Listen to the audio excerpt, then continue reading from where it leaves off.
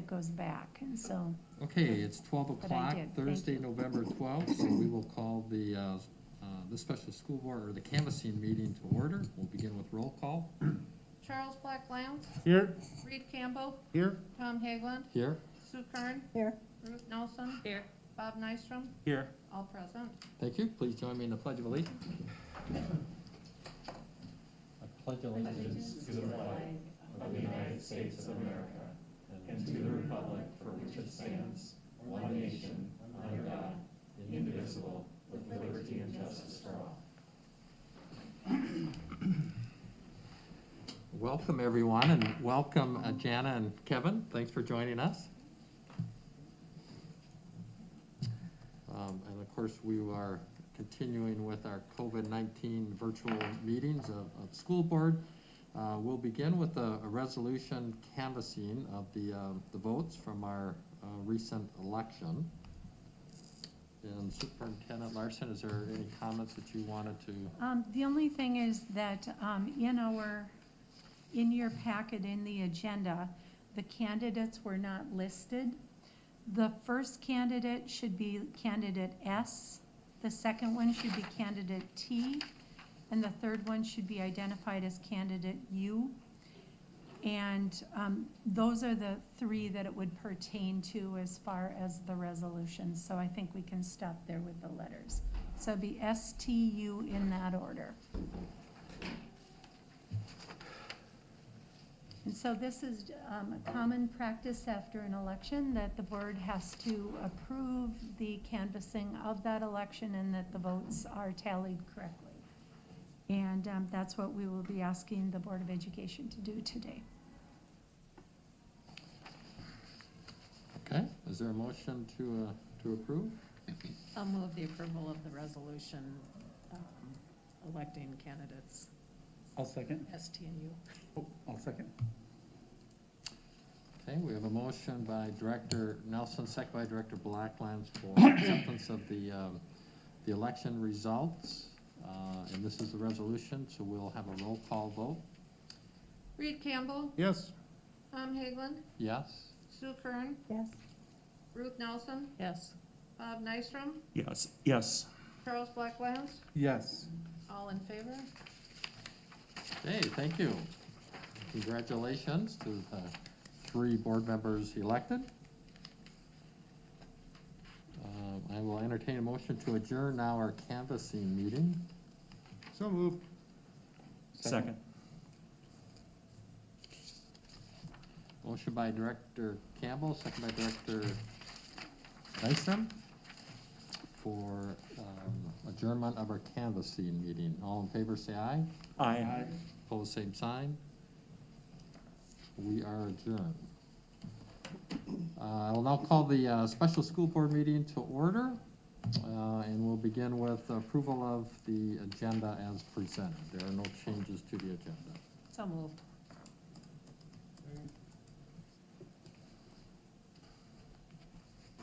Motion by Director Nelson, second by Director Campbell for approval of the agenda as presented. Any discussion? If not, those in favor say aye. Aye. Opposed, same sign. Agenda is approved. Thank you. Next up, we'll have district recognition. Superintendent Larson. Yeah, thank you very much, Chair Haglund. I too want to congratulate the Board of Education members who were elected to the Board of Education effective in January of 2021. Congratulations to Director Bob Nystrom on his re-election to the board, and to Jana Shogren and Kevin Boyles. And they're both in the audience today, and so we'd like to congratulate all of you on a successful election. Yeah.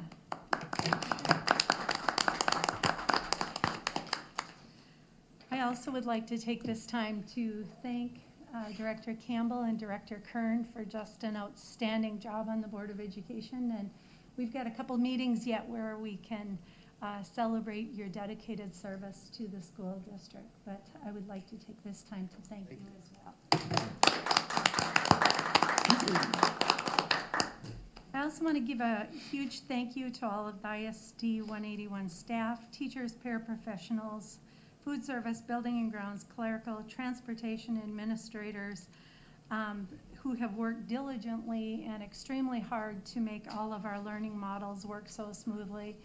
As you can tell, that synchronous choice of the 3 different models that and the work that's been done throughout the year, we've had to use that, and it's working very smoothly, and I really want to take the time to thank everyone for their dedicated service to make it work, because like I've always said, you need the right team at the right time, and fortunately we were that right team at the right time to make this happen for a district such as this. So thank you to everyone. I also want, go ahead. Can I just add to that? I think the board Sure. as a whole would like to thank all of the staff members. I think each of us have talked to a few, and we know how much extra work this year has been for them. So Yes. we really appreciate it, and keep up the good work and stay healthy. Yeah, thank you. Yeah. You know, and I think that that's a really good point that is really important for everyone to know just how engaged each of you is with the district administration and the school as these plans are being made, and the dedication that you have had in order to support the efforts that have gone forward. And so often when you're at a board meeting, you see about an hour and a half worth of work, but there's many, many hours of work that you put forth to help support the leadership to make it a reality. And so I too want to thank the Board of Education for being great partners in this team to make this happen this year. And so it's a community partnership focused on education, certainly. So thank you. Also, last week, the high school had something that was very different, and that was a virtual homecoming. And so this year, they did something a little bit different. They selected their homecoming royalty, and I'd like to recognize Kayla Bush, Harold Carlson, Mari Devine, Simon Foss, Allie Longhorst, Max Lewicka, Jack Lundstrom, Aubrey Metz, Brandon Neifert, Riley Pulowski, Eric Stoken, Cade Vilwak. And congratulations, as Aubrey Metz, Mari Devine, and Riley Pulowski were selected as this year's royalty representatives for 2020. So congratulations to all of those seniors. I know it's a very odd year for them as well. So it was nice that they figured out a way to do that. So that ends my report. Okay, great, thank you. And congratulations to all of those mentioned. The next item is to approve the minutes from our October 26th school board meeting. So moved. Second. Thank you. Motion by Director Nystrom, second by Director Campbell for approval of the board meeting minutes of October 26th. Any discussion? Hearing none, all in favor say aye. Aye. Opposed, same sign. Motion carried. Next item is to approve our consent calendar. So moved. Second. Motion by Director Nelson, second by Director Blacklands for approval of the consent calendar. Any discussion? Hearing none, those in favor say aye. Aye. Opposed, same sign. Motion carries. Thank you.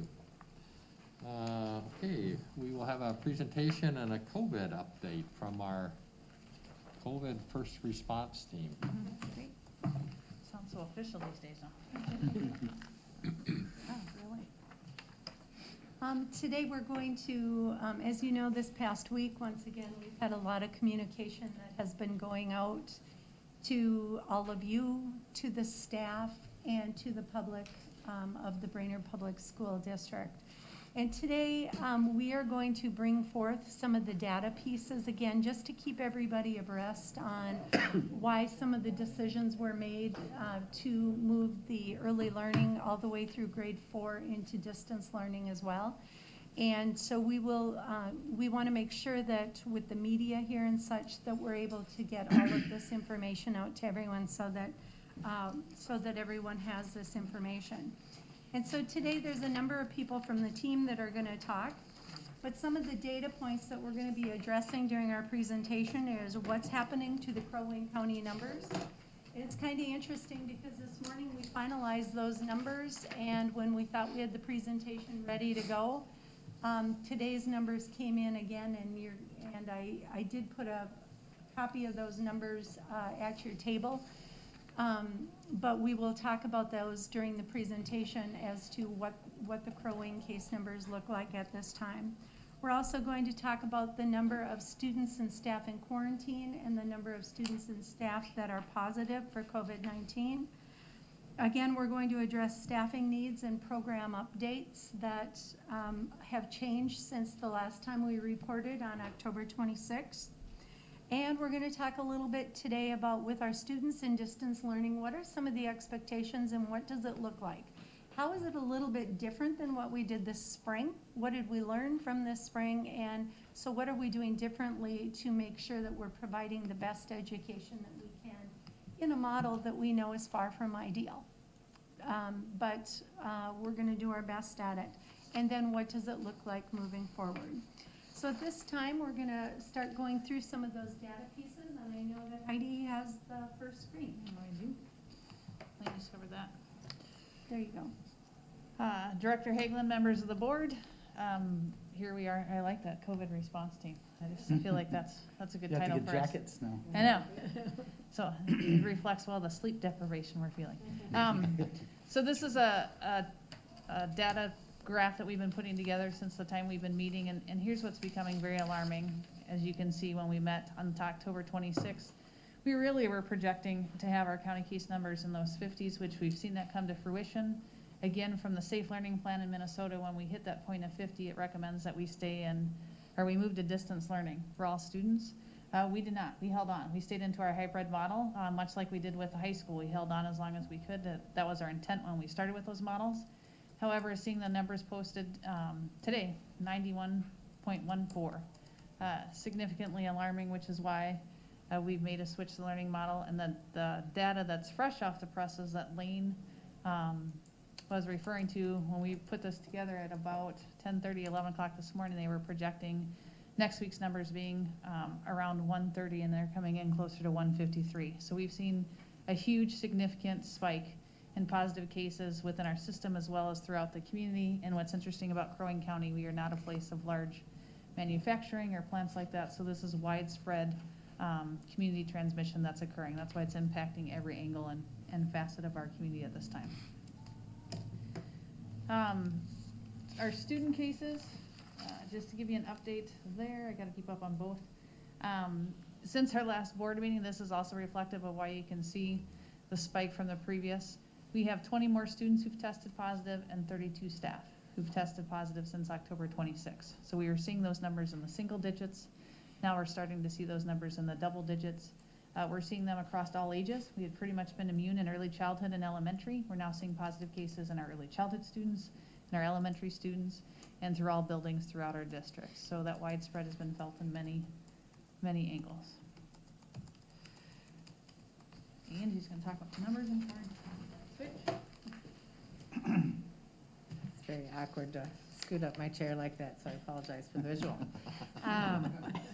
So kind of along with the same lines as the positives are upticks in quarantines. You know, we've seen kind of ups and downs. So we were kind of hovering in that 50-60 range for quite some time. Now we've jumped up into the 90s in staffs being out, which is concerning. That kind of speaks, I guess, to some of the staffing concerns we've seen. We do still have some of those close contact quarantines. The majority still are close contacts out in the community, not necessarily within our classrooms, although we do have some of those as well. Primarily, we're seeing that in some of the settings where it's more difficult to distance with kiddos that have some greater needs, so they need more up-close help. So that has still become a concern. The busing, we did just get another report of someone being tested in transportation, and actually right before we came in here, we found out that someone on our transportation tested positive. So even these numbers are already out of date. They've increased since we did this presentation, which was last updated about 11:45. So it's just kind of, it's rapidly increasing, which is causing more of that concern. Students were kind of going up and down. The one thing I find notable, I guess, is we did already move our secondary into distance learning, except for some of our special education students and higher need kids. gonna get you. Okay, but, you know, with that and the quarantines and also the student quarantines per se, we're not getting those reports from those students anymore. Cause they're already remote, so if they're getting tested or having symptoms, we're not necessarily getting those reports. So seeing those numbers of students increasing to the 200s again, primarily is the elementary, which is kind of, I mean, we do still have high school, but they are moving, you know, we're getting greater reports from the elementary students just because of the nature of where students are accessing their education right now. The next slide here is about staffing needs and program updates. So just kind of another graph. What we were anticipating with the secondary going to distance learning was getting a decrease in the unfilled absences because again, we don't have students on site. So the needs for staff to come on site and sub were less. We have started to see that decrease. Unfortunately, with the increase in quarantines and positive cases, that number is just really still too high to adequately staff what our students need on site. So it is nice to start to see it come down, but it's still really difficult because our quarantine numbers remain very high. And just kind of some notable, I put in there the line of when we began secondary distance learning.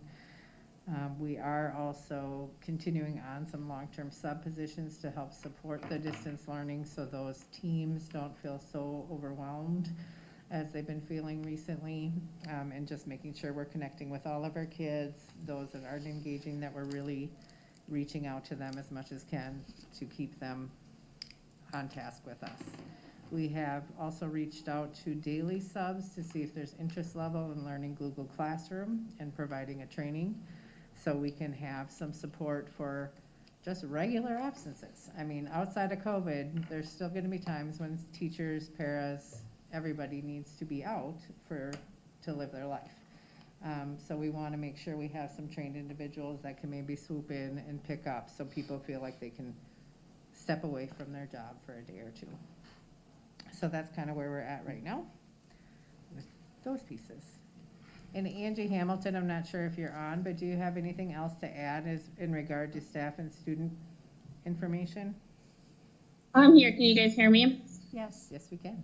Oh, okay. I just concur with what you guys have said. I mean, I've been in contact with you guys all morning too, that the numbers are just still going up, positives and quarantines.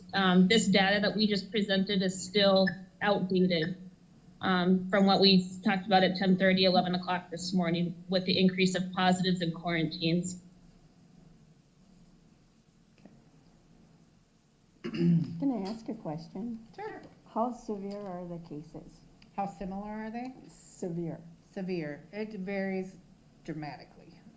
So we've had some people who have tested positive that got a headache for a few hours. We've had people hospitalized.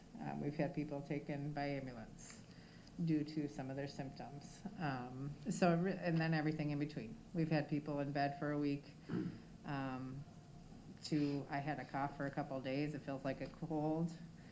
I've had a lot of reports. It feels kind of like the flu, but worse.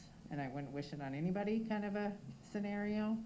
And really the age range of the folks affected is all the way across the board too. I mean, I'm more looped in on the staff side, so those are the folks I'm talking to, but you get people in their 20s, all the way up to people prior to retirement, and people in their 20s with no history of medical conditions are having severe illness. So that's concerning.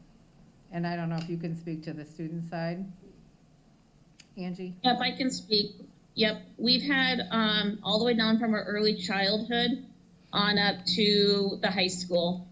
I don't exactly always get how severe their symptoms are in this. We get follow-up phone calls, but I have had kids that have been severe enough that, they seek medical treatment. So it's all the way from early childhood on up to high school. Are there other school districts that has gone through this type of increase or in counties that might be a couple weeks ahead of us? And if so, and I in no way want to provide false hope, or nor am I searching for that. But are we able to apply what we're going through towards any other scenarios throughout either Minnesota or even the country to see, are we just gonna continue to loop upwards, or does this type of increase followed by a decrease at some point? Are we able to? Well, I certainly hope there's a decrease at some point. And I think basically from what I've heard, right now in Minnesota, we're getting hit as a state. And you can, if you look at the maps, you can just see it. I mean, it's like you see kind of it coming down, and now the metro is starting to get hit too, where they were staying relatively low. But now it's just kind of passing through the state. I can't speak to all the other districts, but from what I understand, everybody's having very similar issues across the board. Like it's transportation, it's, staffing, it's caring for your students and making sure they're staying well, to trying to enforce the social distancing. I mean, we're all kind of going through it together. I do, in a conversation, I'm not sure if Michelle Moritz is on the phone, but I was talking with her because, and my false hope was, well, if we ever saw 50, it's gonna go 50, 51, 30, 20, and we're gonna come right back down. She indicated that that's not how a pandemic works. And we have to kind of get through it, and all the measures, and I'm not an expert by any stretch, but all the measures that we've been trying to do is really to slow down it, overhauling our hospitals and doing all that, so not everybody is ill at the same time. And unfortunately, we've kind of crept up into that point that we're feeling that now, where hospitals are being stretched. And people are getting more and more sick. I've heard that close contacts are becoming quite ill too, and it's spreading much better than they thought it would. But again, I can't speak to the disease itself or the virus, but I think we're all going through it. And you see across the state, people are dropping learning models. Thank you. Charles, I would like to add a little bit to your comment, and that is that I have had quite a lot of communication with different people down in the cities that have like districts and ours, and most in size and makeup. And most of those schools are at a point very similar to us, where they're going full distance learning at this point. Their numbers as a county might not be as high as ours, but again, like I share, we are really looking at our data points, all the different data points that we share with you in these presentations and such, as they are, and so, but they are in the same place that we are. I also am in regular contact with the superintendents within our region. In fact, this morning I had a call with Sourcewell. The entire call was about this very issue, COVID, how are people addressing all these issues. Everything that we had in that letter yesterday, everybody at some point is going through it. And one thing I would like to ask people to look at is, this morning I was reading the Brainerd Dispatch article online, and they have a really nice chart of all of the school districts in our region, where we were at the beginning, and now how everyone has changed. And you're seeing that everybody's moving towards that distance learning model, whether it's they're where we were a couple of weeks ago and it was our secondary education, or if they're kind of following right behind where we are, where it's their entire school. And so I thought the diagram that the dispatch put in the paper today was excellent as far as what's happening in our region, but you see it occurring throughout here too. And when we talk, everybody's dealing with staffing. Everybody's dealing with that their staffing is getting quite sick. They're struggling with transportation, they're struggling with food service. Everybody is struggling financially.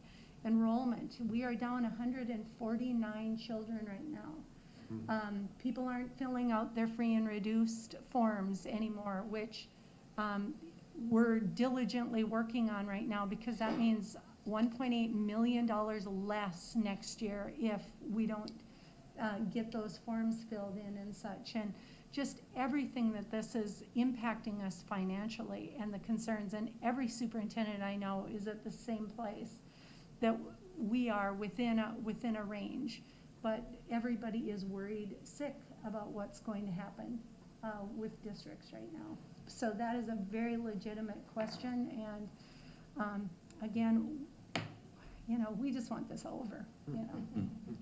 Yeah. Lane, I have a question. So how is the staff transitioning to the all-distance learning model? And also, how are their mental health care needs being taken care of? Great question. One of the things that we were offered this year when the Minnesota Safe Learning Plan was put forward is that for the transitions between the three models, every building in your school is allowed up to 5 staff development days to help our teachers go through that transition and be able to be prepared to do a great job of educating the children in their classes. And you can have more days than that if you need it, but you have to ask specific permission from MDE.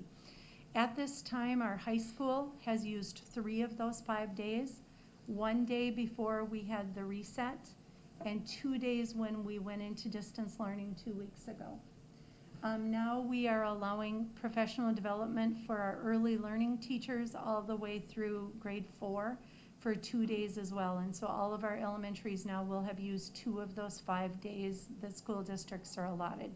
You still get counted as if you're having student contact days that time, but it's allowing for the kids to get everything ready at their homes, get the technology functioning, teachers to get the instruction ready as well as the technology piece for communicating with the children, and it really is a helpful piece.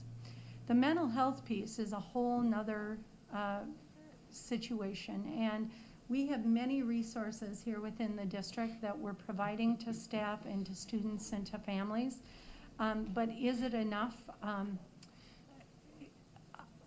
I think it's safe to say, no, it's not, because I don't know what this pandemic is going to, what the needs for mental health are going to end up truly being when this is all over. And so there are issues whether we're in a hybrid model or if we're in a distance learning model, but it certainly is something we're cognizant of. We're trying to address it to the best of our ability. We have wonderful counselors, behavior interventionists, people throughout our district that are just giving their heart and soul to try to meet the needs of our children and families and our staff. And so we are really conscious of that. And so thank you for asking that. Wayne, a potential parking lot item would it be possible, I don't need an answer necessarily right now, but would it be possible at some point to be able to hear from some of those individuals for the board, the counselors or behavior interventionists? Absolutely. I'd love to hear where they're at on both. Absolutely, that would be possible. Just so you know, all of our services for our students are staying in place. So Northern Pines is our current community-based provider in schools. So they have not missed a beat from being able to do teletherapy, which has become more of a common practice. They do have some students who will continue to come on site just because of the significant need of that therapy piece, as well as our collaborative workers. So our collaborative workers are also very busy, partnering right alongside our community resources and social services, connecting with families for food, resources, gas, heat, all those things. So people haven't quit working. It just looks different, and the needs are definitely greater. And I feel like our community in a whole, so not just Northern Pines Mental Health Agency, but all of the mental health providers in our county have reached out to the school district. They've made sure that staff and families have access to them. So I feel like our community response has been significant. So we're very appreciative of that. I think I get to have at least a little bit of a hopeful discussion now with the next slides. I can tell you that. Just a second. Oh, go ahead. Are there any other questions regarding any of those pieces before I move into the elementary and we move into the secondary, what the distance learning model looks like? I really appreciate all these questions, and so if you have them, we want to be able to address them. Everybody's okay? Yep. I do have one question. Yeah. We've had some correspondence from some people about getting care for their children, you know, when they have to work and they're elementary kids. Is there anything that we can do to help them? Yes. And in this presentation, in just a couple of slides, Corey's going to be coming up here and talking about emergency care. what it looks like for all of our children in elementary school, and then also what we're providing at the middle level. So, yep, Okay. we will be addressing that here shortly. Okay, so the next slide is talking about elementary distance learning, and I'm going to address what the changes were this week that are going into effect on Monday. Again, I just want to remind everyone that all the data points that we've talked about up to this point, plus looking at many other things as well, were part of that decision and how we can best function and meet the needs of our children. And so as you read probably over the course of the last 2 days in the letters that have been provided to you, to our staff, to our community, this week we were able to keep our elementary children in school for the week so that they can do a number of things. Have some last touches with their teachers to talk about, you know, what is instruction going to look like? What are the children going to expect when they go online and such with their teacher? What is the teacher expecting of them? How do they do it? Any kinds of training that need with the computers that the kids, questions that they have, their teachers can help answer it. If parents have questions about how to do the distance learning, we feel really, really well equipped to address the distance learning of our elementary students. Way different than last spring. I see Ryan back here, Sarah, Justin, the whole team for technology. You guys have worked tirelessly to make sure that our staff, our students, our families have the information that they need. They've even developed videos that a parent can click on if they're having trouble getting into a Google meeting. There's a little video, kind of like a YouTube video, where they can see how to go about accessing it and to address it, or they can go to the help desk as well. And so we're just really pleased with the work that our team has done in this area. So we feel then that Monday and Tuesday will be the first days of distance learning, but those will be teacher preparation days to get ready. And so no students in the early learning through grade 4 will have class on Monday or Tuesday. I want to make sure that everybody understands that's distance learning as well, so that everybody can get prepared. The teachers can collaborate to make sure that they're being consistent within their curriculum and so on. And then on Wednesday, the 18th of November will be the first day where every one of our students is expected to touch base with their teacher to have their learning electronically through Google Meet. So what else does that look like? Students will be attending school daily, as you can tell on this screen, and expected to complete their assigned work. There will be daily attendance taken every day between the student and the teacher to make sure that students are engaging. And if we're finding over a period of time that students aren't engaging, then that's when we can intervene and find out what's going on. Is it a technology issue? Is there something that we can help with? And if it's takes more recourse than that, we can address those issues as well. Also, students are expected to be present every single morning at their morning meeting and to participate throughout the full schedule that they will have during Google Classroom. Teachers will keep their current daily schedule for student routine and for special education services, as we've had that synchronous schedule between the 3 models. Student contact and engagement will be from 8:15 in the morning to 1:30. So we'll be at that same time frame that we have been implementing in the hybrid. As many of you probably saw in one of the recent executive orders, there is some additional prep time that is required of schools to make sure that teachers have as we move forward. And we feel like we're addressing that beautifully, and our schedule is going to make that quite easy for us to collaborate with the union, with our teachers. And so this 1:30 is going to be very important to make sure that we have plenty of prep time for our teachers to not only prep their lessons and their videos and those kinds of things, but also to connect with the distance learning as needed. And then finally, if students are unable to participate in distance learning, say they're ill, say they just got a cold or something like that, or for some reasons, it'll be up to the parents, just like it is on a regular day, to contact the school office and just let them know that they are ill that day for attendance purposes. And, you know, we are going to have frequent communication between the building principals, the staff, with the families. And as you saw in the letter yesterday, from the district level, we're going to have bi-monthly communications to give people a heads up on what our decision is moving forward. And so I think we have a really beautiful communications piece implemented here too, to make sure that families get their questions answered and that they feel that they're hearing from the school district.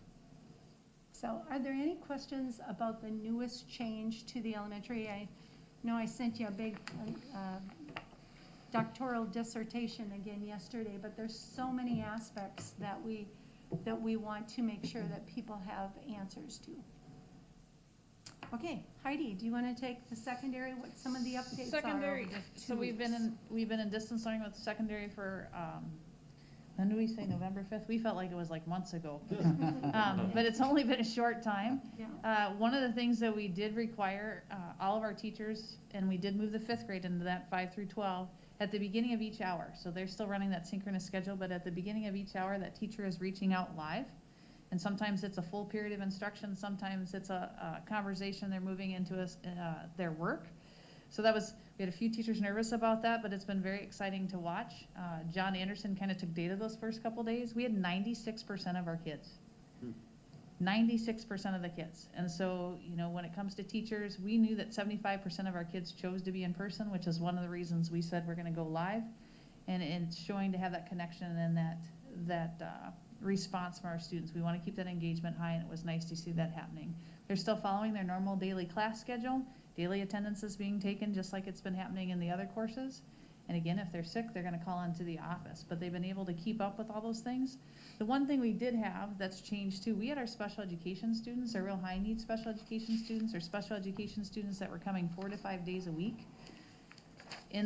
When we pushed the secondary to distance learning, they were still coming on site. When we made this elementary shift, we're doing full distance learning for all. So that's why it's really been important in all of our schedules to stay the same, so now those special education services can be embedded within that day. So that is one of the changes that did occur. All of our special education students, our case managers, were required to write a contingency learning plan. Special ed teachers love their paperwork, right? But that contingency learning plan really is outlining and detailing what their services should look like if they're in person, if they're in a hybrid, or if we move distance learning. So those were all in place and written by mid-September, and that's what our teachers are following. Can I jump in for a second? Sure. Board, you might remember in August, we came and asked that 2 of the days at the end of the school year that we could allow that 16 hours for our special education teachers to develop these contingency plans. And that's what was done with that time that you allowed them to do as per our calendar. And so fortunately, because of that time and the effort that was put forth at that time, we have those contingency learning plans ready to go for our learners now when we are in the distance learning model. So thank you for that support. And it's really involved when you think about having to deliver speech services or occupational therapy services, physical therapy services. Those are all still continuing. That's why it was so important and vital for the teams being able to detail that out in a contingency learning plan. Right now, we're still required to complete all special education evaluations. There's some portion of those evaluations that require a student to come in and be with that provider, so that will continue. Again, we'll follow all safety measures and protocols for that. And then our special education services birth to 3. So birth to 3, like we've talked about, that's 24/7, 365 days a year in that child find model. We have to service those students and continue to give access for our birth to 3 families. That birth to 3 team has developed a system where they complete all evaluations, unlike our other children that are 4 and up. They can do all of that virtually. So they've had great success and have strong connections with those families too. We were having families come on site because we can't go out to the home. They were coming on site, no longer. Now they're not coming on site. They'll be done distance learning. But all those evaluations and services will continue as well. Pretty amazing to just see what teachers continue to do. Corey. While Corey comes up, I sure am pleased with, for the secondary, 5th grade on up, those automatic contact time in the morning for 8:15. I know with my two daughters that are 5th and 7th grade, that's significant in terms of being able to keep that continuity of having to be someplace. And I got chewed out early on. I didn't wake my one daughter up early enough so she could get herself ready for the screen time. So, but it's nice. It helps as a parent to have that as a tool, but I know the children appreciate that as well. So I get the emergency care slide, which feels like one of the more complicated aspects of this, just because we're trying to meet all the needs there are out there to the degree we can. So we did include information yesterday for families about childcare, and I've gotten lots of questions, and I just tell people, and people are so nice and apologize for asking them. I just tell them, this is my job, and it's hard for me to keep track of. So I certainly don't expect parents trying to incorporate a whole flood of information to know all this. So I will just run it through quickly. Tier 1 workers, we do have emergency care available to them at no cost for the school day. This is for kindergarten through 8th grade. The locations for elementary, Baxter, you see those, Baxter, Lowell, Nisswa, and Riverside. And then Forest View Middle School for the middle school students. This is staffed by paras who work in those grade levels, and they are supporting students academically, helping them get on to their Google Classroom, meet with their teachers live. We're asking parents to bring headphones because it can get noisy when you have different all those different classrooms. But the primary focus of emergency care now, different than the spring, now it really is academically focused. So they're supporting the students and getting online and doing their work with their teachers. Fun and Friends will continue to provide before and after school care to the children at those sites. It will be right there on site, and we will still offer non-school day care on the days that are not holidays, as we normally would. Let's see where else. Early learning. So early learning is all distance at this point too, but we are offering a fee-based childcare program to the parents that are enrolled in those programs, just because we know there is a severe shortage of childcare options in the community for those 3 and 4-year-olds. So we are sort of pivoting our programming to offer that to parents who've been in our programming at the sites where we currently offer it, using the staff in those programs now too. And then we also have a bit of capacity after staffing all of that to offer some tier 1 fee-based care. So I'm sorry, tier 2. So really anyone who doesn't qualify as tier 1 can elect for basically all day, every day Fun and Friends for a fee. That's taking place here at Washington. And again, that's just trying to give parents one more option who still need to work even if their employers have not been deemed tier 1. And Corey, can you tell us again the definition of a tier 1 worker? I don't have it memorized. In general, it's healthcare workers, first responders, Teachers? educators, childcare workers. I think those are the big categories. And are there only 2 tiers? Are there any more tiers? Actually, really, there's only one. It's really tier 1 and then everyone else. Okay. I just called it tier 2 for simplicity. So do you have any idea on that tier 2, how much capacity you have, and if you'll have enough capacity for all wanted? No, not at this point, I would guess. No, it's a flurry of activity right now. We have a couple different people reviewing the enrollments coming in and approving or getting more information or what. So we're not exactly, the staff will follow the students.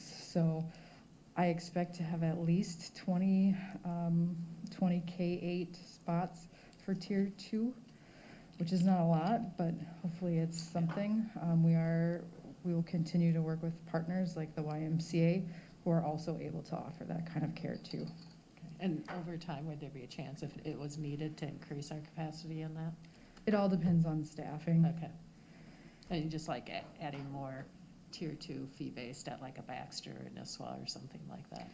It's Possibly. all about staff. Okay. Yep, if they're. You'll do what you can, I know.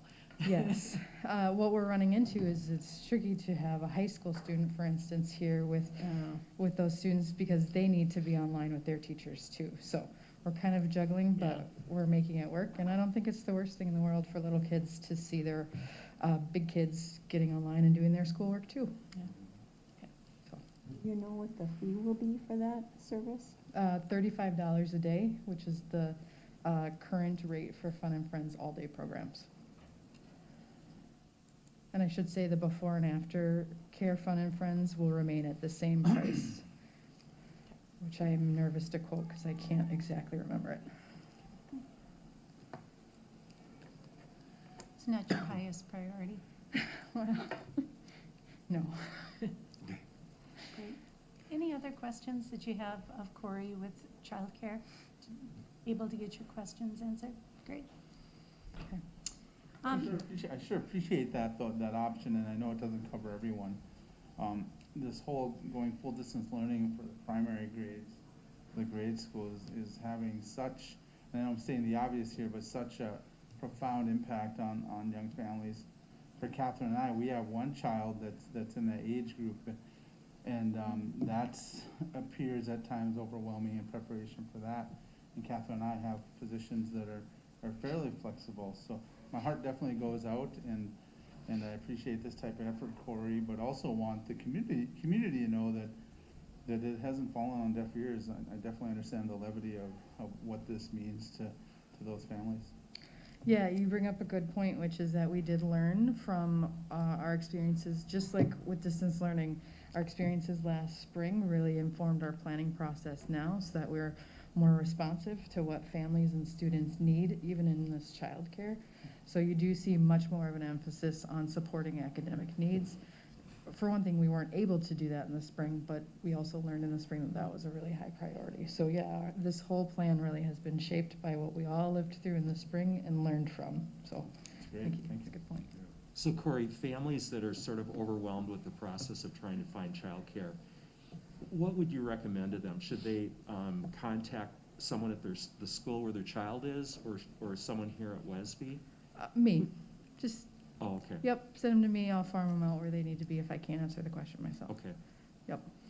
And there's a direct link too in the letter that they received yesterday where they Yes. can have that direct contact with you and your team, right? Mhm. And the communications email is always a good one-stop shop for anyone with any kind of question. They don't know who exactly to go to. It comes to me and then I farm it out. So yes, parents have found their way to me. My email inbox is an indicator. And we're working as quickly as we can to get people the answers they need. Because we know parents are, Monday's coming, so we're working on it. And then with regard to the $35 fee, is there a way or an avenue where they can maybe get assistance? Yes, we do accept county child care assistance, and that would be the primary avenue for reducing that fee if somebody needed it. Okay.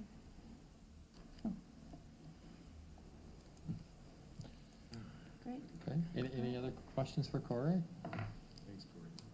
Thank you. Yeah. Thank you. Thanks, Thanks, Corey.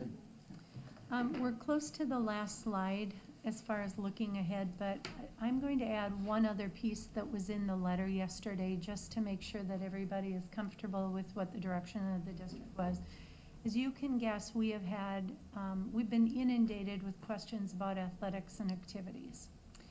And again, as we've said before, the decision to maintain athletics and activities is dependent partly on what are the cases. Are there cases in our teams or in our coaches and so on? And at this time, in the teams that we have that are still playing and still active as of today, particularly in the varsity areas, we have no cases that are affecting those. And so one of the decisions that I made at this point is to finish out the fall season. Football is near the end of its season, as is volleyball. They're a little bit behind because of starting later this year because of all the changes that occurred. But we're going to let them finish out their season. And then we talked about what does winter look like. If we're seeing this increase in our county and we're seeing all these things. What can we do and how does it all fit with the Safe Learning Plan? And I just want to remind everyone that we are watching this like a fine-tooth comb as we move forward. We, at this point, have allowed outdoor sports for winter to at least start doing their practices, and we'll continue to analyze to see if anyone is sick or if anyone is could be infecting on those sports. But the outside sports, as I know Director Nelson, you and I talked about, that we feel that we can really do some safe social distancing and so on. But after thorough deliberation, and every superintendent that I know is struggling with the same issue, what we decided to do is, if it's an indoor sport for winter, we are going to allow the varsity teams only to start their practices and their tryouts and those kinds of things. And we will watch all the time to see if there's any kind of an infection within any of those sports or not. If there is, we'll do what we need to do in accordance with the Minnesota State High School League and the MDH guidelines. If there's not, then we feel like we can continue to watch it, and we're going to be reporting to all of our constituents for sure every other or twice a month anyway. And so we will make sure that we report on that and watch it carefully to let people know.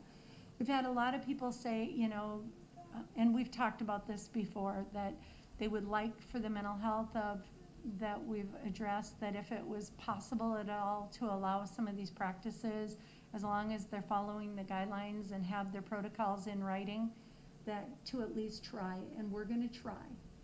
And I know today I had a Region 5 meeting and all the superintendents were on there, and they're all just struggling because they don't know what to do. And I think many of them are gonna follow with what we're thinking to try to at least get some of our kids at least starting their practices. And we have some time before competitions start to make some further decisions. But we're gonna start and see if we can continue with them.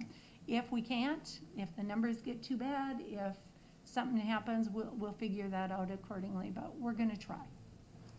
We're gonna do our best. And so that was the recommendation of Charlie and Campbell and the team at the high school. So, any questions about that?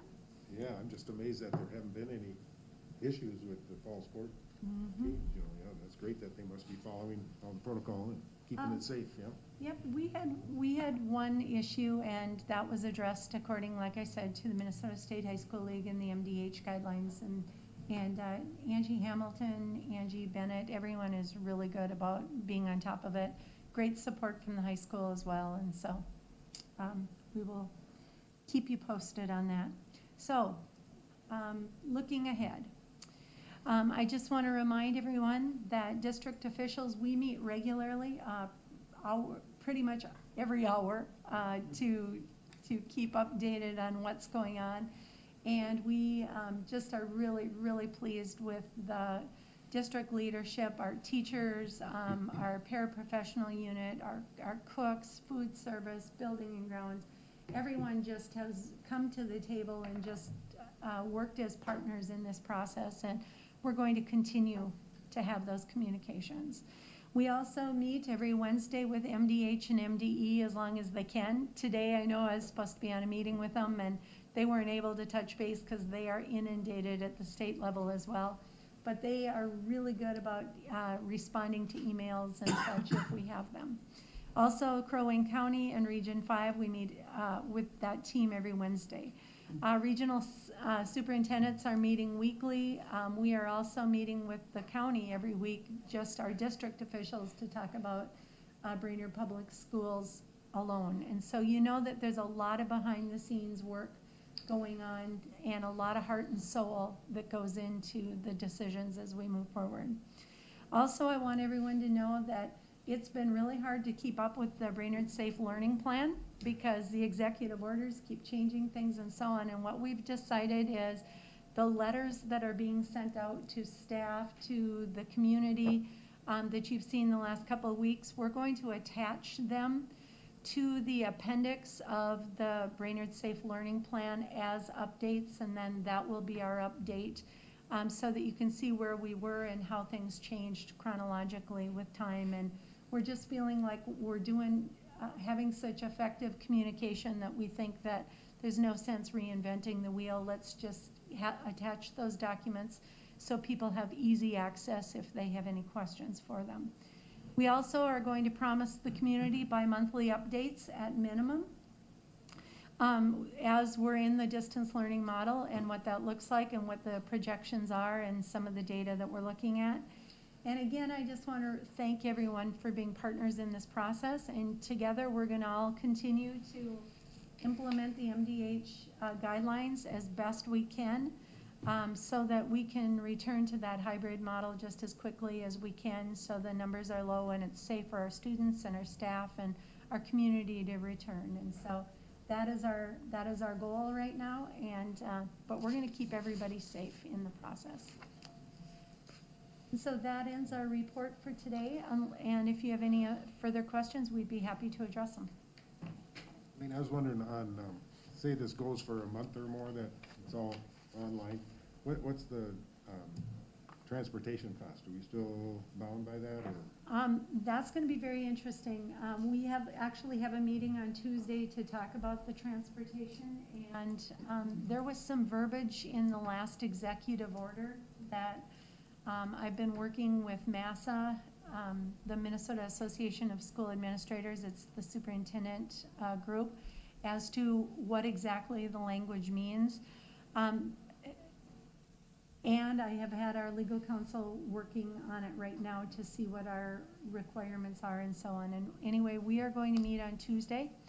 We want to be fair. Reichertz has been a great partner in this process. Norby has worked diligently, he and his team, to address the transportation needs, and we're going to do what we're obligated to do, but we want to make sure that it's fair for everyone all the way around. And again, as I said, we've been great partners in this process this year. We're really happy with that, and so I'm just convinced that when we start meeting on Tuesday to look at what that might mean for that contract, that we'll come to some agreement, and we'll keep you informed as we move forward. Norby, do you have a comment? Well, I was just gonna add in there that we do plan on using them for, to an extent for food delivery, and if our childcare needs get to be higher, we will use them to bring them in too, so. Right. And another thing too, we talked about that as we can start returning students to on-site, if there comes a chance where some of our learners, we can slowly start transitioning people back into the buildings, that we'll be using transportation in that case again as well. So we just want to have a great conversation with our partners at Reichertz. Great question. Sorry, I didn't address that. Okay, any other questions from anyone? Okay, well, thank you, Angie and Heidi, and Angie, Corey, Lane, for leading the charge with this. There will be a light at the end of the tunnel before long, so I think we need to remain optimistic and be thinking about when we start getting kids back. We've kind of hit the bottom here now, and let's start thinking, looking forward, and when kids will be back, and staff. All right, great, thank you. Next up will be our project update. Damien, are you on the line, or? I sure am. Okay. All right, I will share my screen.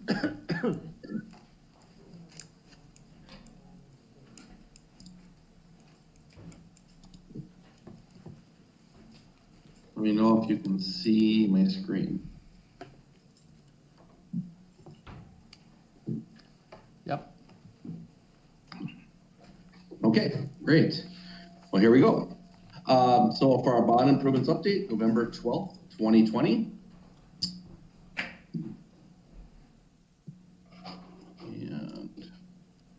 And our agenda includes project updates, high school A-wing preliminary design review, FF&E Wave 1 pilot classrooms review. So we're going to start with Scott Whitmore, and we'll talk about high school. All right, project update.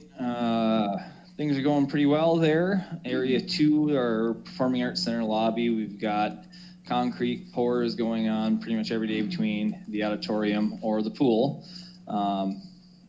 Inside the actual lobby itself, ceiling grids in, we have MEP or mechanical electrical plumbing finishes work going on, and then we're also working on the accent walls, paint, and things of that nature. So it's come along quite well. Inside the auditorium, concrete is continuing on. We're digging footings on the north side, which will kind of finish out the rest of the seating, and then we'll start working on the elevated seating it is, and then we'll start working on the front slope nearest the stage. Area 10, pool footings, foundation work, that continues on. If you look at the little picture there on the slide, that's just the depth of that footing at its deepest part there. So it's kind of a cool little process to look at. Area 5 and 6, we got terrazzo continuing to go in, architectural brick being installed on the internal columns. Area 8, our bathrooms are completed. Due to COVID, we had a long lead, a very, very long lead on the final bathroom partitions. So those are all finally here, installed, and they'll be ready for people to use. They're actually ready now. Just related to high school in general, we are between contractors having crews in quarantine.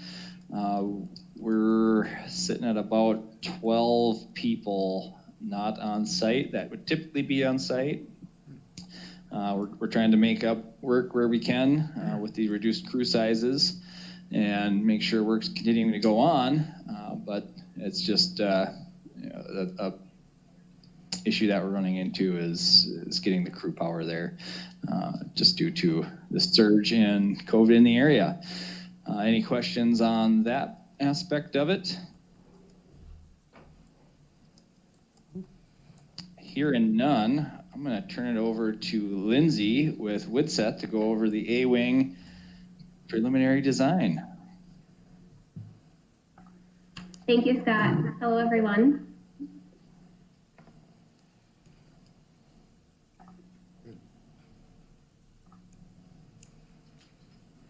All right. So our team at WITES has had the opportunity with Scott and Andrea over at the high school to circle back and really take a look at Building A and how the education is delivered in that space. So as we know, the original construction documents that were issued just kind of gave Building A facelift, but we weren't really reconfiguring a lot of the rooms.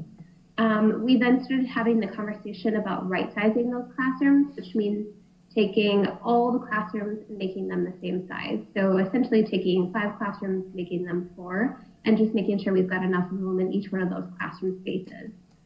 We were encouraged from that point to really push the boundaries. If we were going to, really dig into Building A, is there a way that we could completely re-envision the way that this building lays out and the way that the education is delivered within just that particular building? As we know, Building A houses the core curriculum classes. So we have English, we have social studies, we have language, and then we also have all the science departments along with special ed and support spaces. So it's a really heavily used building. And so what we did is we've had a couple user group meetings with Andrea and her team over at the high school to discuss how those classrooms function, how the building functions, and how we can make it better. So what you see here on my screen, can everyone see my screen? Yep. Great, thanks. Okay, so what we see here on the screen is the preliminary plan that we've come to. So what this has done, this is the main level of Building A, where we have the English and the social studies classrooms. So what this plan is showing is kind of taking away those 4 quadrants and those inner corridor circles that are there now, re-envisioning that space, right-sizing all of the classrooms to be equal in size, and then spacing them inward towards what we're calling a learning commons. Now, this is an idea that you're pretty familiar with when we talk about the Brainerd Elementary School, or I'm sorry, the Baxter Elementary School. But these classroom spaces here, if I can zoom in just a touch, They would all open into a widened circulation pathway used as a learning commons. Now, this might be a little bit different in the high school than it is in the elementary level, but the concept is kind of the same, where we have our 6 supporting classrooms, a special ed space at the end, and then this learning commons can act as an extension of this classroom. So we would propose some learning tables out here, maybe standing height tables with stools, something that, a breakout room in English classroom, for example, use this learning commons just as an extension of that classroom space. What this does is it eliminates a lot of unnecessary circulation that we had in the original plan, and it also provides a lot of security and kind of an overview of this area. So the English classrooms, what we're looking at right now is inclusion of some sort of glass system so that we can see out of the classroom into the learning commons, still maintaining this main circulation of traffic north-south and east-west, and allowing a smaller part of that circulation to happen within each one of these quadrants. So from a supervision standpoint, the teachers on this level were really excited about that opportunity. Currently, when we have those looping through corridors, it's really hard to supervise, and there's a lot of congestion at those intersections. Now, simply by standing in one spot, one instructor could see very clearly north, south, east, west in all 3 of these locations. So the teachers on this level were really excited about this opportunity. Also, the special ed department being located adjacent to the supporting classrooms is a really highlighted piece of this plan. Currently, special ed is just tucked away in various areas of the building. So we can centrally locate them here to support each English department or each social department. And then right in the middle of the building, we have the special ed offices and testing space, which is equivalent in size to a standard classroom, and then could support that entire lower level of the building. One comment we also did here is a centralized teacher resource room. So this room up here in the upper left-hand corner would act as a teacher resource space, again, equal size to any standard classroom. So in the future, if you needed to flex up a classroom, you would have that space already allocated. But poking through one of those old existing windows on the north side of Building A, where now our link attaches this past summer, poking through one of those old windows, we would have direct access from all the teachers in the new link, and then also all the teachers in Building A. So a really nice, convenient location for that teacher resource room to play out. Again, we're looking at updating the existing toilet rooms to become ADA compliant. And we also heard a need for individual stalls. So these could act as ADA toilet rooms, they could act as unisex toilet rooms, or they could also act as staff toilet rooms. So you can see here highlighted in this kind of toilet room block, we're showing 3 additional stalls, the potential at least for them to be there. Just to give you a sneak peek of what this learning commons could look like, we put together a really quick rendering, just using some of our standard materials that we've used elsewhere in the building and kind of the same concept.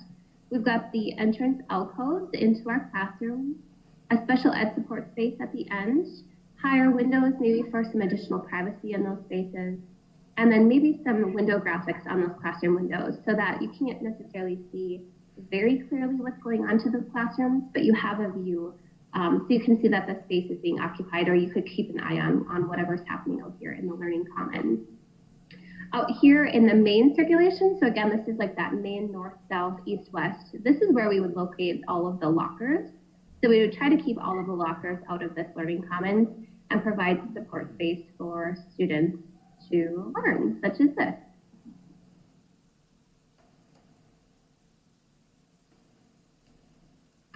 All right, if there's no comments, I will look at the upper level plan.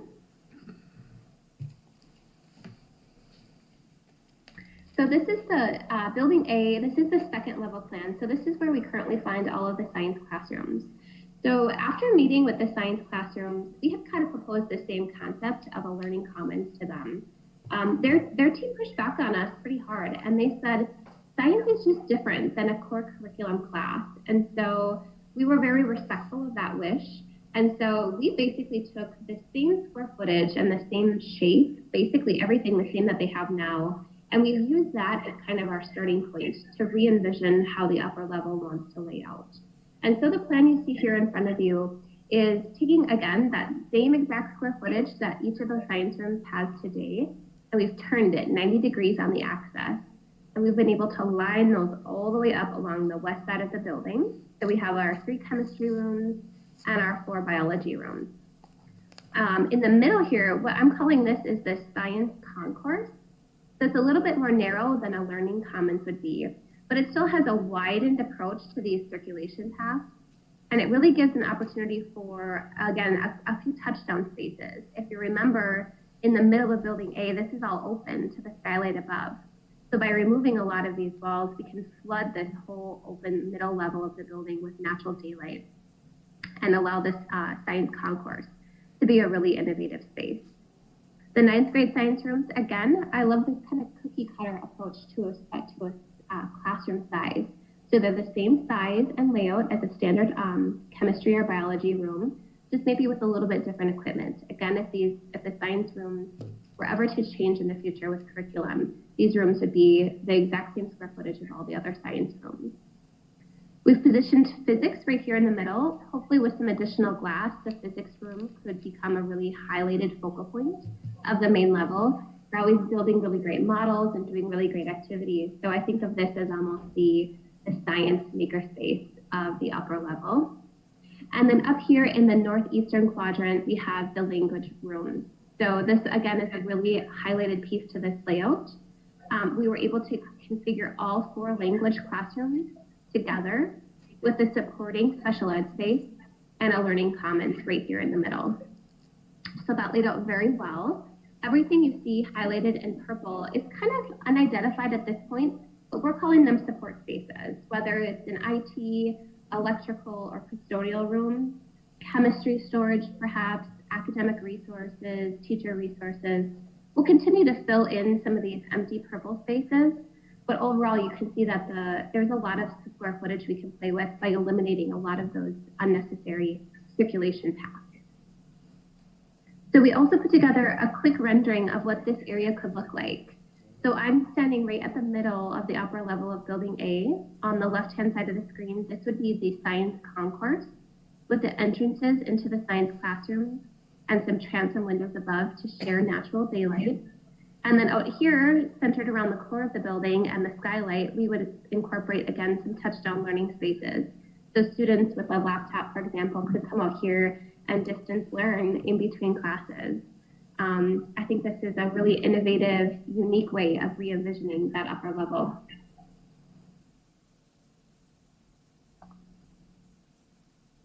Any thoughts or questions? Lindsay, I just wanted to give you and your team kudos. What a beautiful job that you've done with this.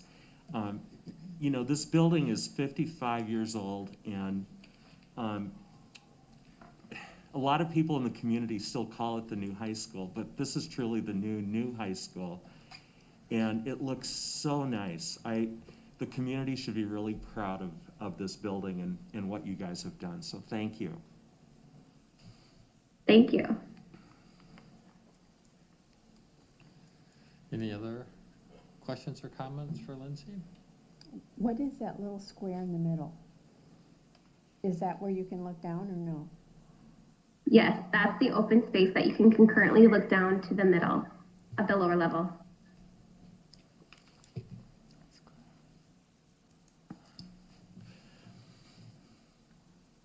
Okay, Okay, thank you, Lindsay. Thanks, Lindsay. Absolutely. Thank you. thanks. All right. Get my screen back up.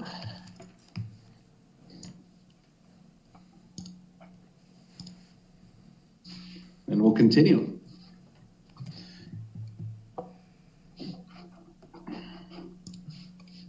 All right, South Campus. Scott, are you still? You bet. Still with you. Project update. So CUP planning and zoning meeting is November 18th at 6 p.m. I'll be sending out an invite to Superintendent Larson and then also Reed. We're just working on finalizing our CD documents. One thing to note, we, at the, I guess, suggestion of David Chansky will not be moving forward with the rezoning due to the light height restrictions being previously approved through the North Campus conditional use permit process. That will follow into the South Campus project, which was the biggest concern. And they'll be making additional changes to the City of Brainerd zoning code at some point in the near future. At that point would be the opportunity to change it up if it was still deemed necessary. We're still working on finalizing our CD documents, and we've had a couple meetings recently and trying to determine and develop the contracting strategy, which I believe we'll talk more about next week. Any questions on South Campus? Okay, thanks, Scott. You're welcome. New Baxter Elementary, we're continuing to work on a punch list and commissioning. We have finished gym number 2 and received our certificate of occupancy. Nisswa Elementary, we've completed the east storm work and paving. We're again working on punch list and commissioning. That's continuing.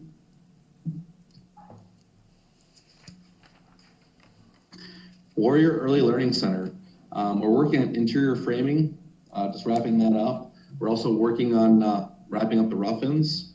The drywall is underway, and we're almost completed with the roof. And we are on schedule for the February 1st completion date. Damien, a question just quickly on Nisswa, that new storm drainage system. We've had some rain events and stuff. Everything's working well with that? I missed the first part of your question, Ruth. Can you At Nisswa, repeat? the new storm drainage system. We've had some rain and snow and stuff. Everything's working. It's working well?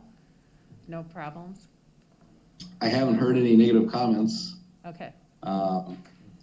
We received 0.6 of an inch of rain earlier this week, and obviously we have 10 inches of snow on the ground now. So I would assume that if something's going to come up, it's going to come up really quick. Right. Well, that's what I thought. So it's working. And it's something we can follow up with Justin on here. So Okay. we'll let you know, Ruth, if there's any concerns at all. Okay. Okay. Harrison is in the same stage as some of the other Wave 1 elementary schools, just wrapping up the punch list, working on commissioning. Garfield is 90% complete with their punch list. We're working on commissioning for the first phase of that project, and then we're working on the planning of the second stage next summer. Lowell, we've completed the exterior metal panel installation at the admin area. We've installed the curtain wall system between the gym and the classroom tower. We installed sidewalk on 3rd Avenue. We were a little concerned because of the little early winter we had gotten in October. Nice to get that put back in place. We've installed the class 5, and we've also installed the manholes for the storm sewer system, so all the water on the east side of the building drains properly. So we're ready for the big spring melt when it comes. Data and telecom rough-ins are going on in the admin area. We've painted the gym, and we're preparing for casework and ceilings in the new addition areas. Damien, what's the status of the house that's still standing, that's going to be removed? At the Lowell Reed, site? do you want to give us a quick update on that? I know that they were working on that. As of right now, I believe that the house still stands. Yeah, I haven't had any recent communications with Mike Duvall, but I know that we had given him, the beginning of December to get that out of the way. So we're still a few weeks from that timeline. So I'll check in with them and see where we're at. Okay. I was at Lowell earlier this week, and I walked around it, and that new front entrance is just beautiful. It's really nice. Yeah. Yeah, it's looking great, for sure.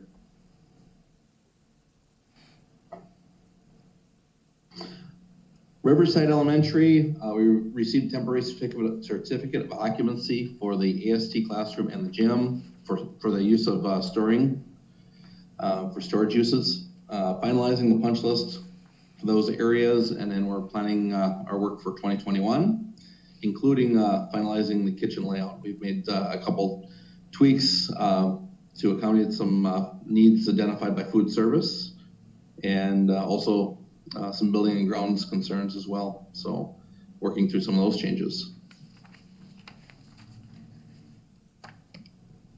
Any questions? Any questions for the team? Not hearing any. Thank you, Damien, and the rest of you. All right, thank you, everybody. Have a great day. Thank you. Okay, we've got a couple of action items we need to address. First up is approval of our first reading of revised MSBA policy 709, which is our transportation safety policy. I don't know if there's Norby still here? Still? Pick up here. I don't know if you had any comments or anything, Norby, you wanted to share?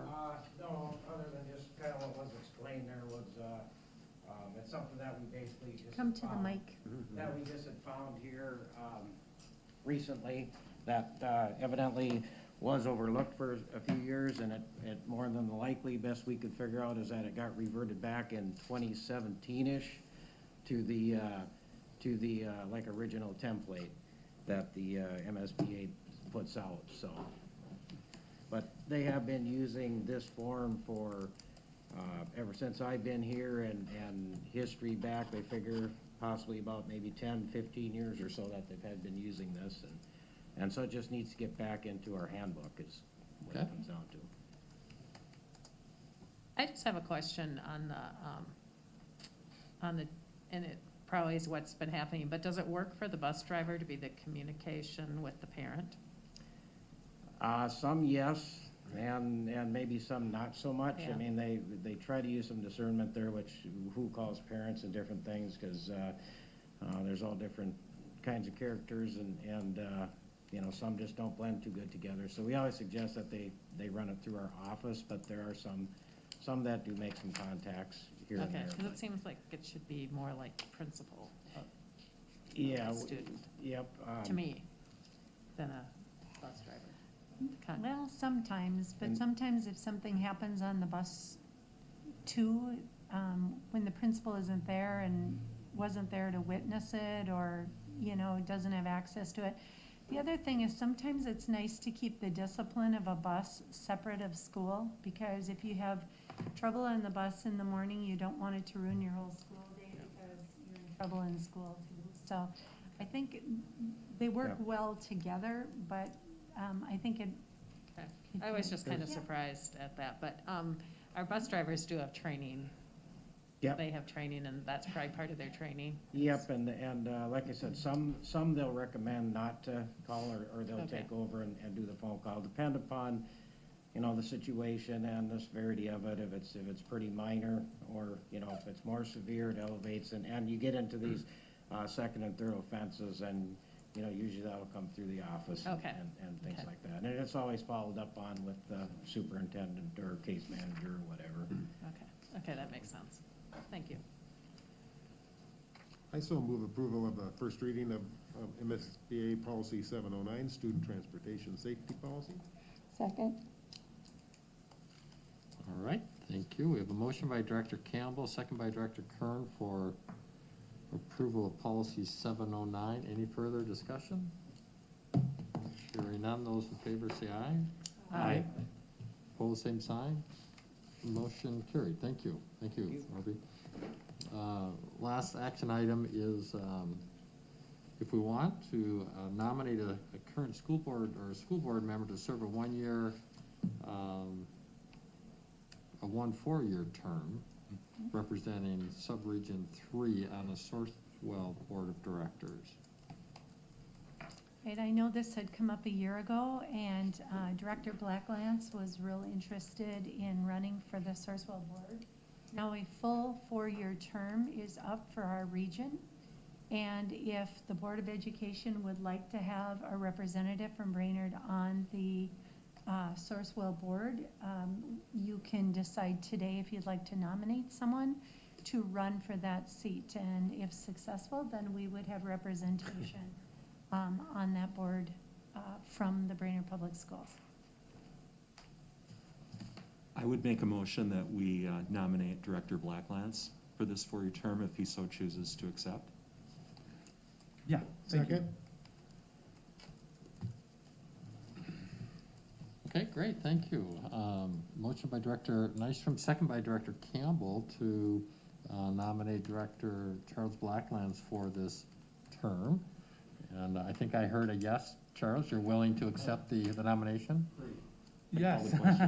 Yes, I accept. Thank you very much. Okay. All right, all those in favor, say aye, please. Aye. Aye. Pose same sign. Motion Thanks, carries. Charles. Thank you, Charles. Okay, next up will be informationals. We'll have a report on Brainerd Public School Foundation. Director Campbell. I was not able to connect. I was on vacation out in Colorado and couldn't connect, but I don't know if you were able to get there, Lane, were you at the meeting? So I do not have a report on it. Okay, fair enough. We'll move on. Anything, Charles, on the Equity Advisory Report? We were scheduled to meet on Tuesday the 10th, but we had to reschedule that meeting for next Tuesday the 17th. Yeah, and thank you for that.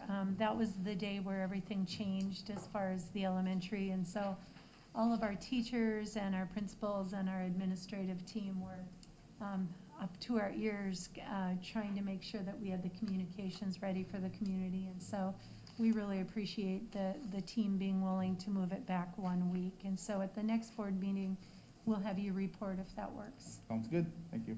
Thank you. Okay, great, thank you. Business Service Report. There she comes. Waiting on cue, huh, Marcy? You didn't see me run. No, I'm just kidding. Good afternoon. I was going to say good evening. In your packet is a CARES summary. And I just wanted to go through it really quickly. I did have a couple questions that I'd like to address. So the CRF funds, we did get the application in and submitted, and this is the kind of the breakout of what we're going to spend the funds on. So the COVID coordinator, it will be less in that line item because of the start date. We had planned on having that in sooner, but that will be a little bit less. The technology administrator, so that was an added position due to help support the tickets that were coming in from families, so it's a new position. And I wanted to note that all these items on here would not have been purchased or done without COVID happening. So we're not supposed to supplant, we're supposed to supplement. So just a note on that. Benchmark literacy K through 4, that was online, so it wouldn't have been, we would have had that, but we purchased the online so that our learners could get that at home. The food service lanyards, badges, and scanners, prior to this we had done pins. If you remember, where they would enter their pin as they were going through. And this was a way to be contactless, so they would just get their code scanned prior to the free lunch. So FYI on that. Auto scrubbers, so floor scrubbers, normally are run by the custodians. Reed looked into, there's these auto scrubbers that will just run on their own.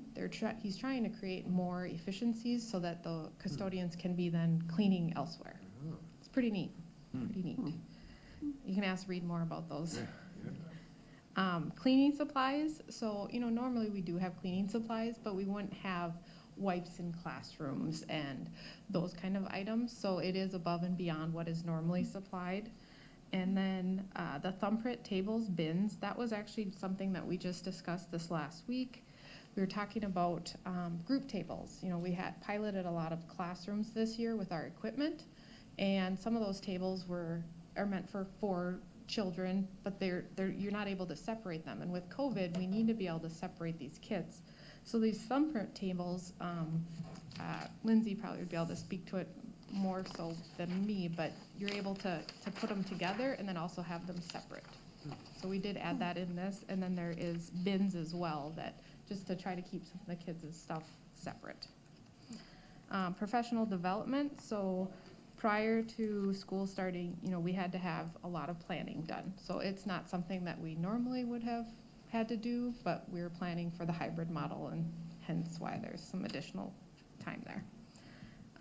The Crow Wing County, I had given an update last week that the expenses were approved, so I did remove those from the gears and ESSER funds, and that frees us up a little bit. The COVID coordinator is still gonna come out of that for January to the end of June. The tech administrator, same thing.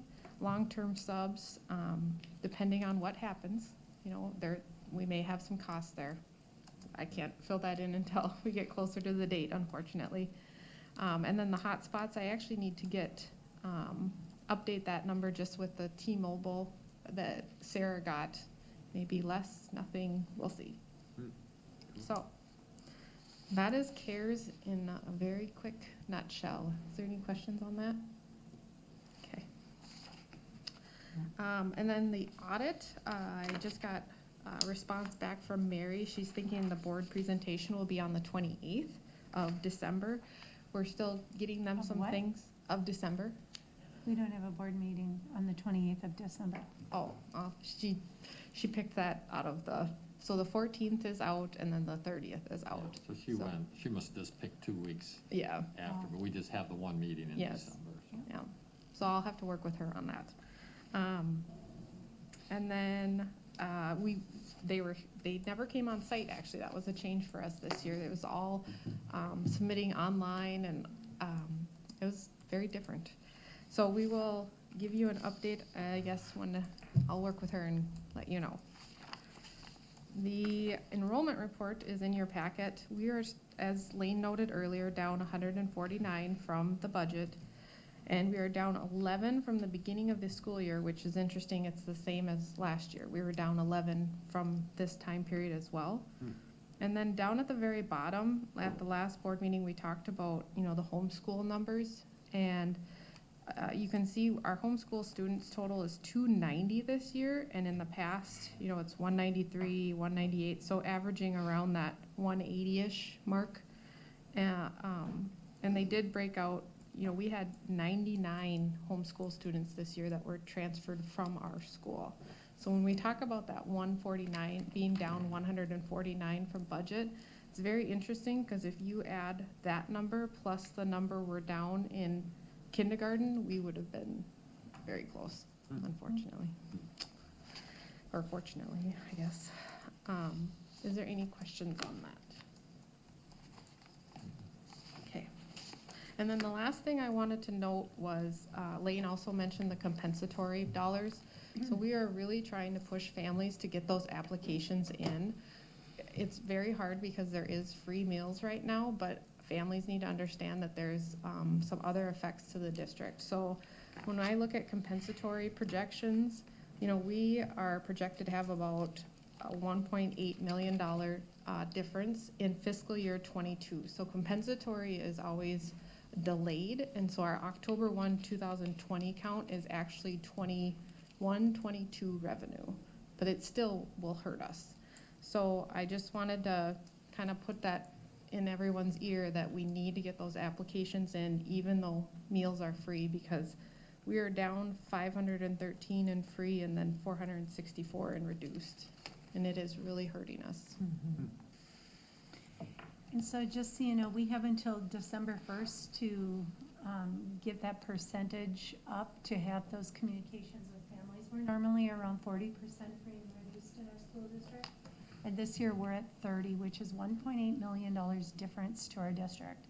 And so yesterday I told Marcy, asked her to take this over and to lead this charge and to make the communications that we need with all of the families between now and December, and have our talking points ready about why this is important. Even if there are free meals for this school year, it still is really important to the school district that we have just these documents submitted and turned in, and that we can help our families to make sure that they have the forms filled out.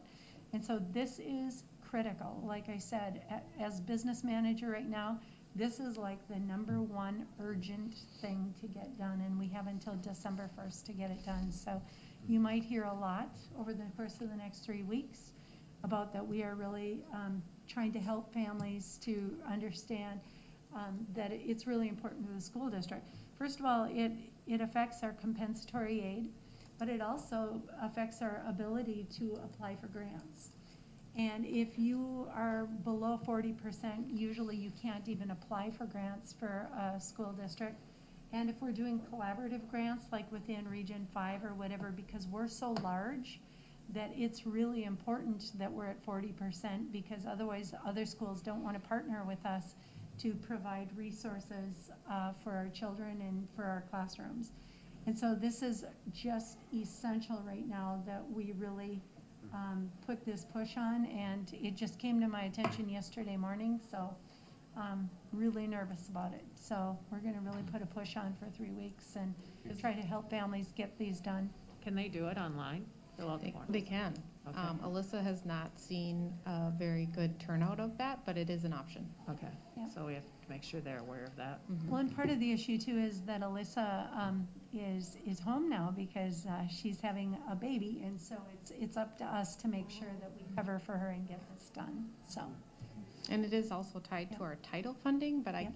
I won't know that until the actual year. Compensatory is at least, they put those reports out there ahead of time, but title is not like that. Yeah, this has to be all hands on deck. Mhm. Yeah. Yeah. So, yep, we'll probably all be making calls here in the Yeah. next, yeah. Okay, Thank Thank you, Marcy.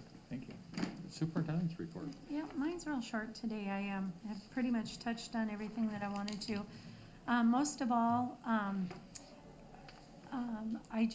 it's kind of looking ahead what it looks like. I think the letter yesterday explained pretty clearly what's happening with our elementary, and it also talked about some of the changes that are happening at our secondary. And again, we will continue to have great communication. Our equity task force, it's an error in my memo. It'll be the 17th now. Also on the 17th, we're going to have that transportation meeting with Reichert's, and so we are meeting with them at 12:30. Want to remind everyone that we have a special board meeting on the 30th. Again, we moved the meeting from the 23rd to the 30th, so we'll have another special board meeting at that time. And then I know that Jana and Kevin are signed up for phase 1 and 2 trainings, which all these guys have been through, and so you'll learn a lot about school functioning and stuff, and so really exciting to have that. And then on January 11th will be our organizational meeting at 5:30 with a regular meeting at 6. On December 14th, I should tell you that too, that will be our regular board meeting. We'll approve the levy at that meeting. I was hoping to have the audit report at that meeting as well, but it sounds today from Marcy like they won't be ready to do it at that time, but we'll get that done as quickly as possible. The last thing that I wanted to say, though, is that last night I had a little bit of time to look through my mail, and I was reading the magazine from the Initiative Foundation.